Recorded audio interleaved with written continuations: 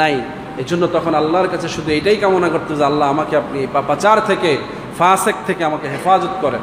আজকে কোনো কোনো ক্ষেত্রে আমাদের অবস্থা এমনই যে সব ফাসেকে ভরপুর হয়ে গেছে। আপনি কাকে বিশ্বাস করবেন?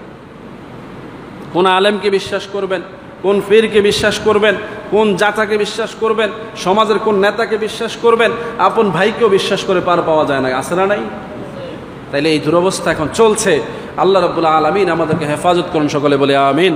এবং দুনিয়ার জিন্দেগিতে আমরা যা কিছু নাকামল করব, এর প্রত্যেকটার বিনিময় যেন আমরা উপলব্ধি করতে পারি, আল্লাহ সেই রকম মেধা, যোগ্যতা আল্লাহ আমাদেরকে দান করুন, সকলে বলি আমিন। ওয়া তৌফিক ইল্লা বিল্লাহ। আসসালামু আলাইকুম ওয়া রাহমাতুল্লাহি ওয়া বারাকাতুহু। কেন বলছি ভাইয়েরা, আজকে আমাদের যুব সমাজ, আমাদের মুরব্বীরা, এমনকি আমাদের আলেমরা পর্যন্ত ভাবতে শুরু করেছে যে কোনো একটা দলের সাথে না থাকলে তো আর হয় না, কোনো একটা সমাজের সাথে না থাকলে তো আর হয় না, অমক ফেরকার সাথে না থাকলে তো আর হয় না, অমক পীরের সাথে না থাকলে তো আর হয় না, সমাজে সবার লগে তালমিল চালাইয়া যাইতে না পারলে তো আর হয় না। এগুলো তো দরকার, তাই না? কি বলেন, মনে করছে না? অথচ ফিতনার যুগে ঈমান বাঁচানোটা সবচেয়ে বেশি জরুরি। ঈমানের স্বার্থে আপনি যাবেন যেখানেই যাবেন, কি বলেন ঠিক না? অথচ আপনি যাচ্ছেন সামাজিকতার কারণে, যাচ্ছেন ক্ষমতার কারণে, যাচ্ছেন ব্যবসার কারণে, যাচ্ছেন আপনার ব্যক্তিগত প্রভাব প্রতিপত্তির কারণে। অথচ এইসব কারণে এই যুগটাকে রসুল বলছেন তুমি সমাজ ছেড়ে দাও, নামাজ ছেড়ে দাও। নামাজ ছেড়ে দাও মানে জামাত থেকে আলাদা হয়ে যাও। যদি ইমানই না বাঁচে জামাতে যায় লাভ হবে কি? আপনি হয়তো ভাবছেন হুজুর জামাতে নামাজ পড়লে তো নামাজ হয়ে যায়। হয়ে যায় কার? হয়ে যায় যার উপযুক্ত ইমাম আছে তার হয়ে যায়। কথা বুঝতেছেন? যার উপযুক্ত ইমাম নাই তার জামাত হয় কেমনে? ইমাম ছাড়া কি জামাত হয়? তাহলে ইমাম উপযুক্ত হতে হবে, সেই উপযুক্ত ইমাম বুঝতে হবে আপনাকে, না আরেকজনে বুঝবে? কথা বুঝেন নাই? ধরেন এই মসজিদে 900 মুসল্লি জমায়েত হলো জুমাতে, আমি ইমাম সাহেব, সবাই চিন্তা করতেছে যাক ইমাম একজন তো আছে, এটা কমিটি বুঝবো। কে বুঝবো? কমিটি বুঝবো। তাহলে আপনার উপায় কি? আপনি কার পেছনে ইক্তেদা করছেন? এটা কি কমিটির ইক্তেদা হইল না, না ইমামের ইক্তেদা হইল? কই, আপনি তো চিন্তা করছেন ইমাম কেমন, এটা কমিটি বুঝলেই হবে। তাহলে ইক্তেদা করলেন কার? কমিটির ইক্তেদা করলেন। আপনি ভুল বুঝতেছেন কেন? কমিটি ডিসাইড করেছে ইমাম ভালো, আপনি এটাই মেনে নিয়েছেন। আপনি নিজে কখনো জানতেই চান না ইমাম কেমন। তাহলে বোঝা গেল আপনি ইক্তেদা কমিটিকে করেছেন, ইমামকে না।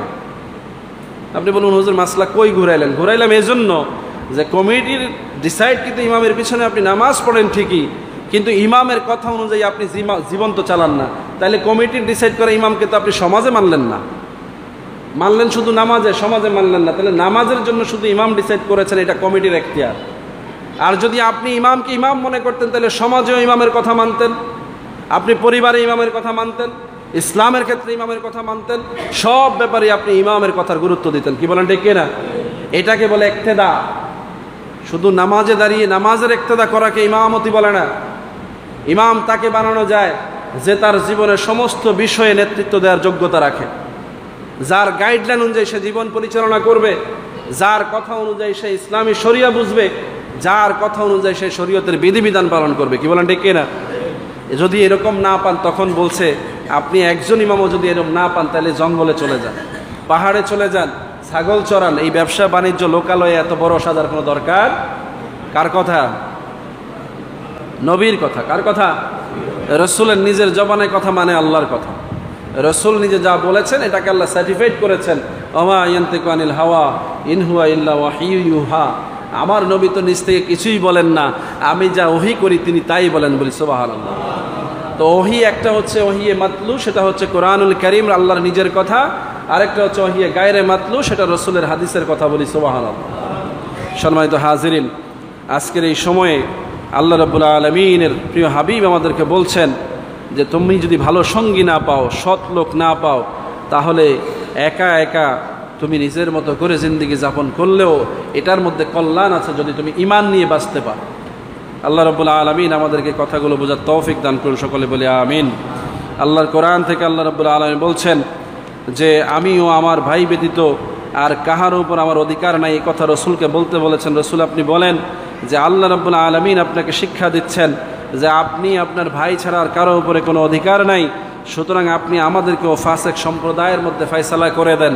আল্লাহ দোয়া শিক্ষা দিয়েছেন, রাসূল বলেন, রব্বি ইন্নী লা আমলিকু ইল্লা নাফসি ওয়া আখি ফাফরুক বাইনানা ওয়া বাইনাল কওমিল ফাসিকিন। অবস্থা যখন জটিল হয়ে যাবে তখন আপনি আপনার ভাইয়ের উপরে অধিকার খাটাতে পারবেন না। যখন ভাইয়ের উপরে অধিকার খাটাতে পারবেন না তখন আর আপনার কারো উপরে কোনো অধিকার চলবে না। তখন কি করতে হবে? আপনাকে আল্লাহর কাছে এই দোয়া করতে হবে যে আল্লাহ, ভাইও যেহেতু আমার উপরে অধিকার এখন খাটাতে দেয় না, তাইলে সব ফাসেক হয়ে গেছে, সুতরাং এই ফাসেকদের থেকে আপনি আমাদেরকে আলাদা করে দেন, বলি নাউজুবিল্লাহ। ফাসেকের সবচাইতে নিম্ন দরজা হচ্ছে ভাইয়ের উপরে অধিকার না থাকা। এখন সমাজে কি অবস্থা? এরকম দুরবস্থা আছে না নাই? কোনো কোনো ক্ষেত্রে ভাইয়ের অধিকার রক্ষা করে, অধিকাংশ ক্ষেত্রেই ভাইয়ের অধিকার রক্ষা করে না। তাইলে দেখেন জটিল অবস্থা তৈরি হয়ে যাচ্ছে। এই অবস্থায় আল্লাহর কাছে ফিসকুন তথা পাপাচার থেকে আশ্রয় চাওয়া ছাড়া বাঁচার কোনো উপায় নাই। মানে পাপ এত দূর পর্যন্ত লম্বা হয়েছে যে যার উপরে না হলেই না, আপন ভাইয়ের চাইতে আপন তো আর কেউ হতে পারে না। সেই জায়গা থেকেও যখন মানুষের নৈতিকতা, মানুষের আস্থা বিশ্বাস উঠে যাবে, তখন আর পৃথিবীতে ভালো কিছু আছে বলার কোনো সুযোগ নাই। এই জন্য তখন আল্লাহর কাছে শুধু এটাই কামনা করতে যে আল্লাহ, আমাকে আপনি পাপাচার থেকে, ফাসেক থেকে আমাকে হেফাজত করেন। আজকে কোনো কোনো ক্ষেত্রে আমাদের অবস্থা এমনই যে সব ফাসেকে ভরপুর হয়ে গেছে। আপনি কাকে বিশ্বাস করবেন? কোন আলেমকে বিশ্বাস করবেন? কোন পীরকে বিশ্বাস করবেন? কোন জাতাকে বিশ্বাস করবেন? সমাজের কোন নেতাকে বিশ্বাস করবেন? আপন ভাইকেও বিশ্বাস করে পার পাওয়া যায় না, আছে না নাই? তাইলে এই দুরবস্থা এখন চলছে। আল্লাহ রাব্বুল আলামিন আমাদেরকে হেফাজত করুন, সকলে বলে আমিন। এবং দুনিয়ার জিন্দেগিতে আমরা যা কিছু নাকামল করব, এর প্রত্যেকটার বিনিময় যেন আমরা উপলব্ধি করতে পারি, আল্লাহ সেই রকম মেধা, যোগ্যতা আল্লাহ আমাদেরকে দান করুন, সকলে বলে আমিন। ওয়া মা তাওফিক ইল্লা বিল্লাহ। আসসালামু আলাইকুম ওয়া রাহমাতুল্লাহি ওয়া বারাকাতুহু।